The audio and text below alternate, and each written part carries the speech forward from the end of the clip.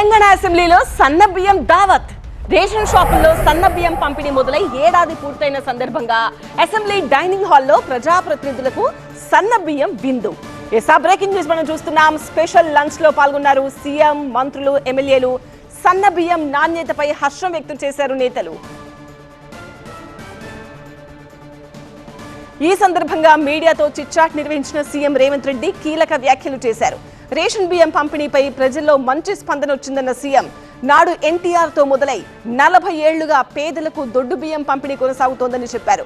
దొడ్డు బియ్యం తినేవారు లేక ఆ బియ్యాన్ని సన్న బియ్యంగా మార్చే మాఫియా పెరిగిపోయిందన్నారు సీఎం.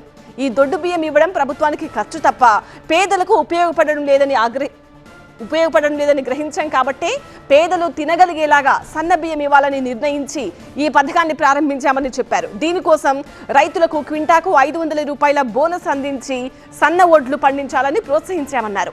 రాష్ట్రంలో దాదాపు 3,39,00,000 కుటుంబాలకు అంటే 86% తెలంగాణ ప్రజలు సన్న బియ్యం పథకం ద్వారా లబ్ధి పొందుతున్నారని సీఎం రేవంత్ రెడ్డి చెప్పారు. భవిష్యత్తులో ఇది 90% కూడా పెరగొచ్చన్నారు. ఒకవైపు రైతులకు లాభం చేకూర్చడంతో పాటు పేదల ఆకలి తీరుస్తున్నామన్న సీఎం, రేషన్ షాపుల్లో సన్న బియ్యం పంపిణీలో బ్లాక్ మార్కెట్ మాఫియా తగ్గిందన్నారు.